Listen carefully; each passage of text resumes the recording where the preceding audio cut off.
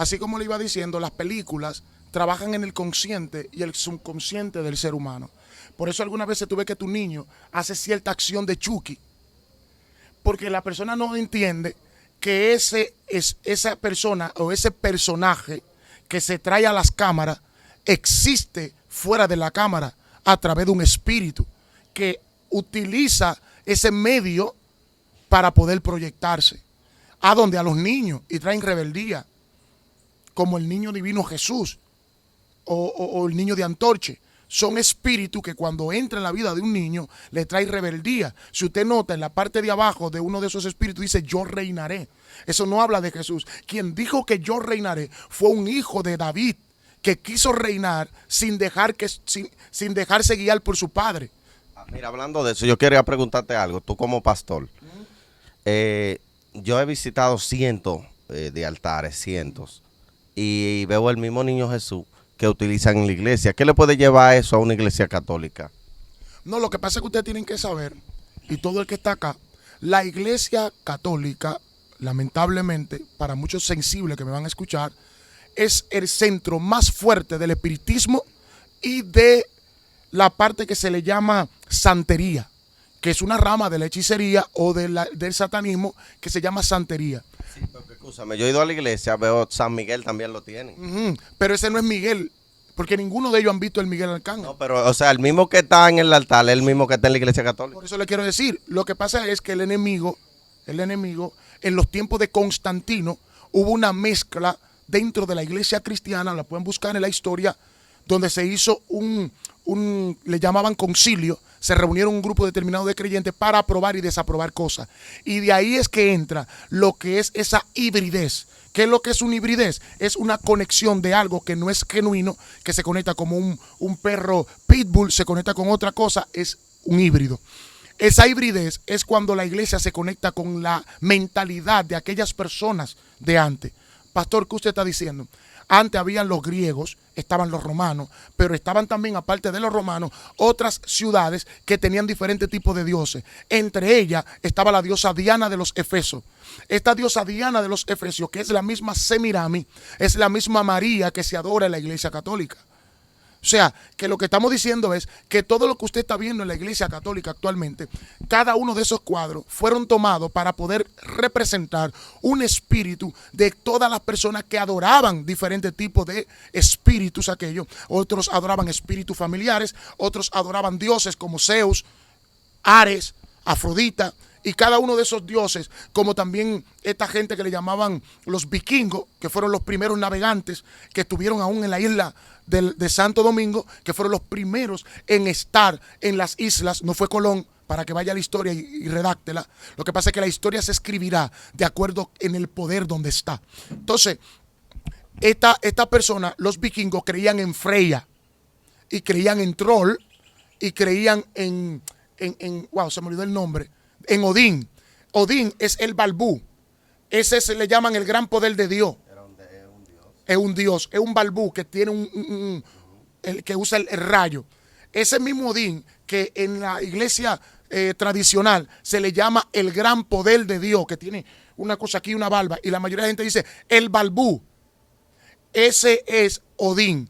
¿Qué es lo que hicieron? Cambiaron a Odín para ponerle el gran poder de Dios o el Balbú. Pero eso es similizando a Dios. Pero dice la Sagrada Escritura que no debe haber imágenes ni de Dios, ni en la tierra, ni en el cielo, ningún tipo de imágenes. ¿Y qué es imagen? Cuando yo me tomo una foto, eso es una imagen. ¿Por qué? Porque la única imagen que representa a Dios es el hombre. Pero ¿qué significa eso para los que saben ahí? El término imagen viene de un griego que es icon o ícono. Un ícono es la imagen que representa el programa principal. O sea, ¿qué quiere decir eso, Hassel? Que la imagen no es el programa principal.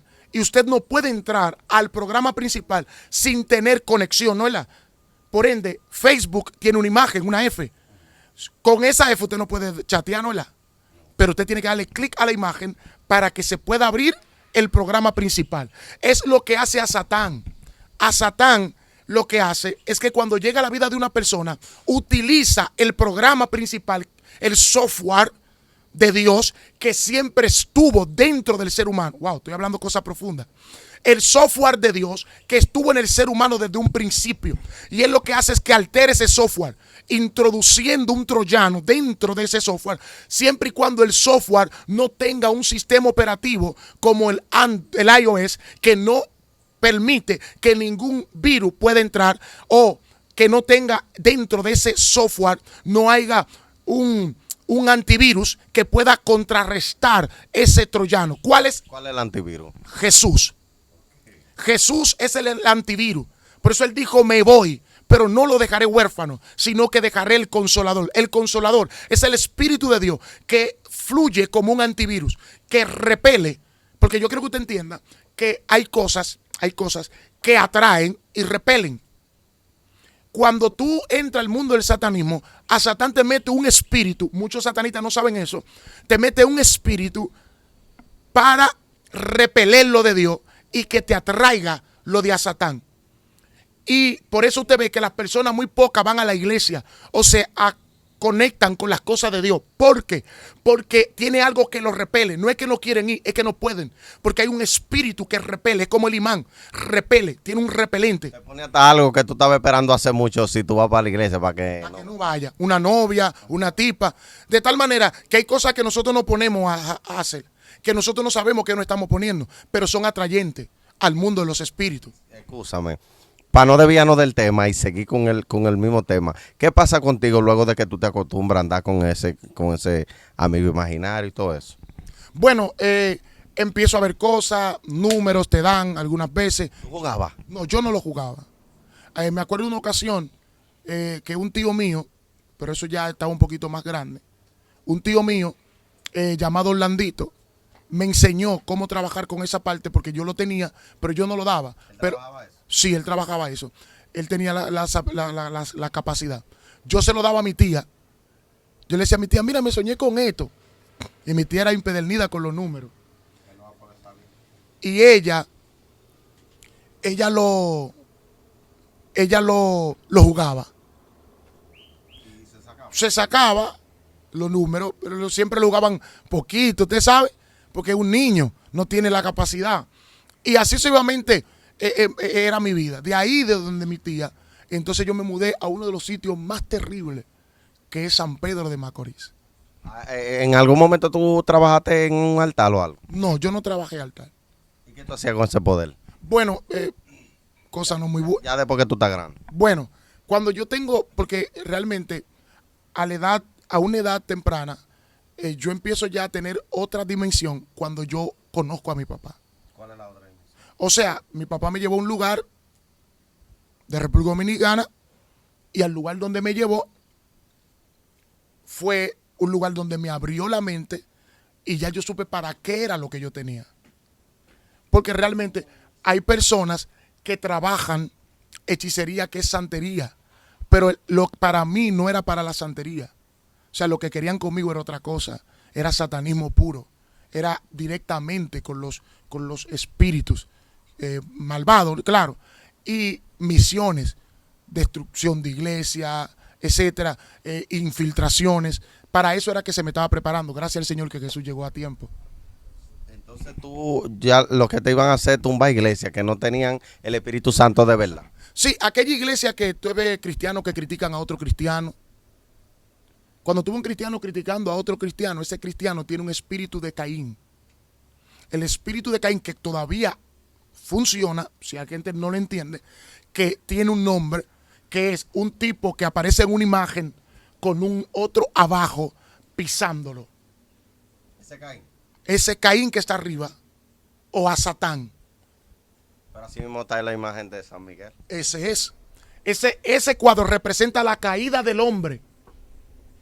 Eso es algo profundo. Representa la caída del hombre. El que está abajo es el hombre. ¿Cuándo? Cuando él le entregó a Satán sin querer el dominio que Satanás le dijo a Jesús cuando lo estaba tentando, que le dijo que, wow, esto es bueno, que le dijo, si todo esto te daré, porque se me fue dado, ¿no? Todos los reinos se le mostró. Porque ¿quién se lo dio? No fue Dios. Dios no le entregó nada a Satán. Fue el hombre. Al caer, cuando tú eres vencido por alguien, tú te conviertes en esclavo del que te venció. Entonces, ¿qué quiere decir esto?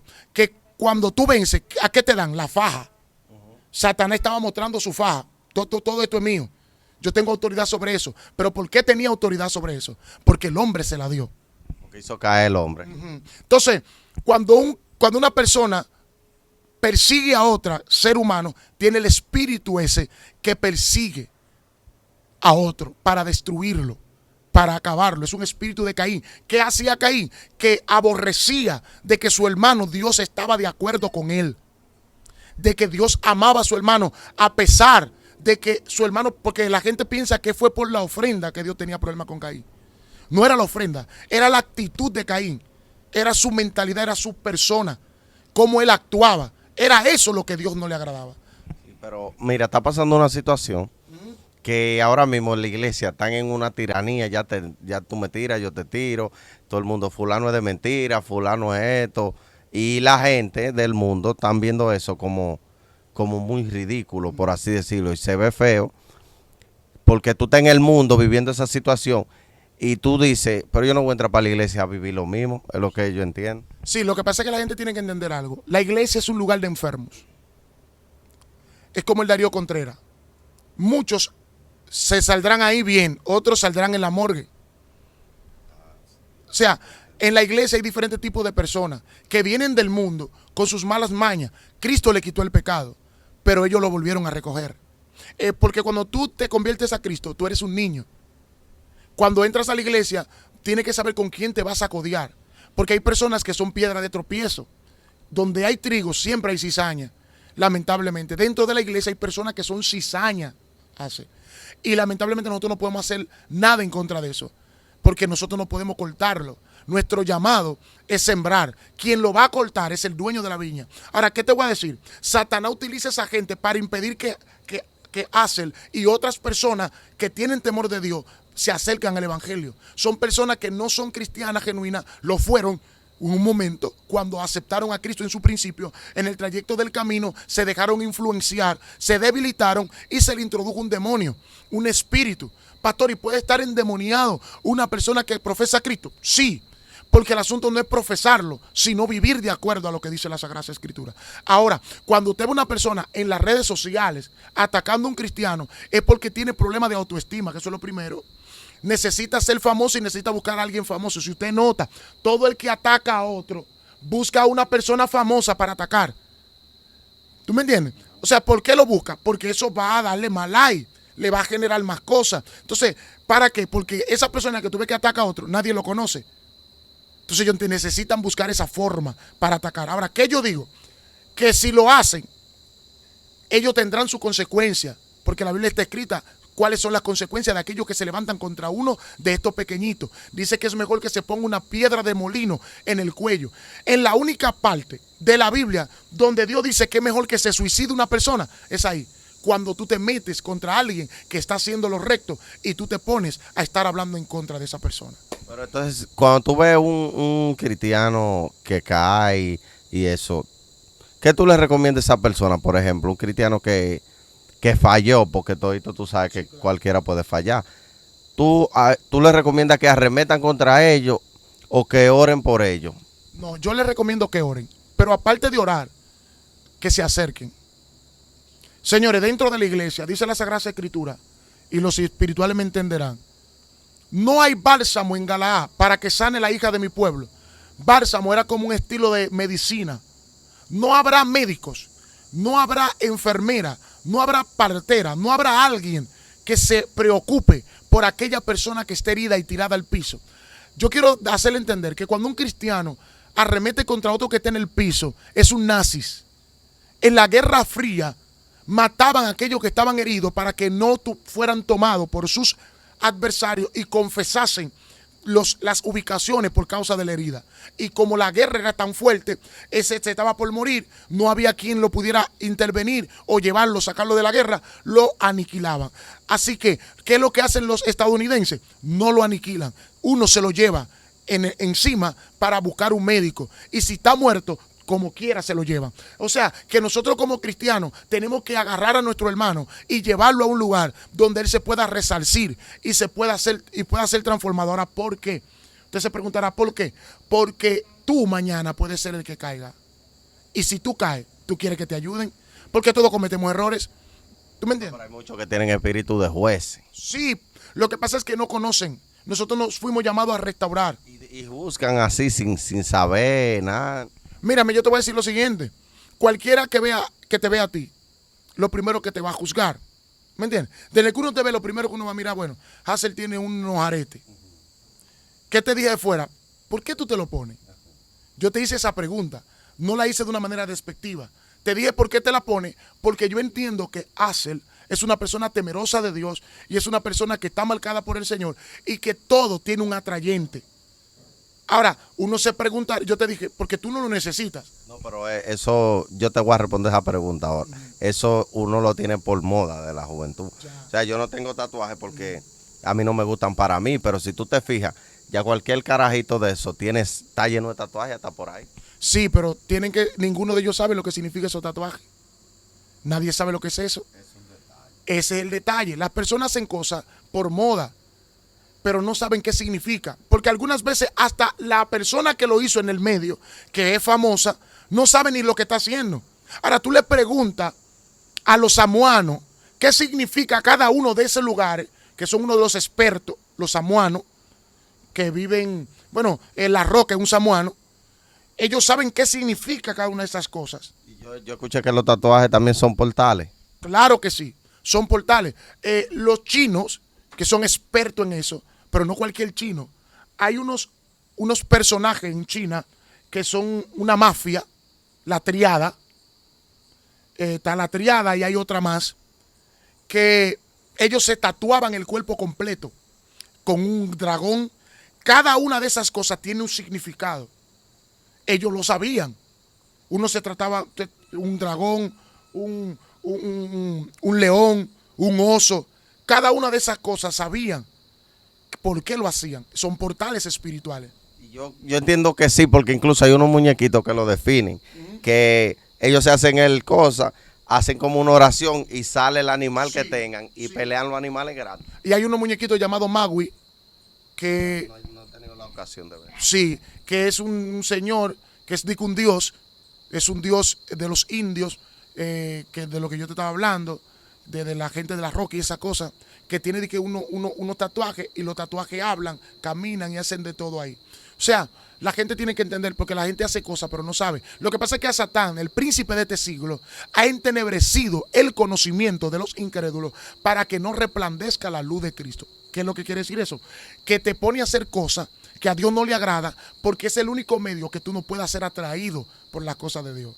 ¿Me entiendes? Por eso, y tú notas que el enemigo quiere matar a la gente rápido. La juca, la droga, el alcohol, diferentes tipos de cosas. Son cosas para matar, para destruir lentamente, otras rápidamente. Porque el que consume crack, que yo consumí, tiende a ser diferente. Ahora, ¿por qué tiende a ser diferente? Porque es una nota que acaba con tu IQ, con tu psiqui. No es lo mismo. Una pregunta, ¿cómo llegaste tú a esa situación? Bueno, estamos... ¿Por qué pasó lo de tu papá? Sí, bueno, eso fue después, sí. Porque yo te estaba hablando, nos estamos viendo ya por un tema, por otro tema, pero va a haber otra entrevista. Te voy a devolver. Sí, mira, cuando yo llego a Macorís, que yo te dije, llegué a Macorís. En Macorís, amén,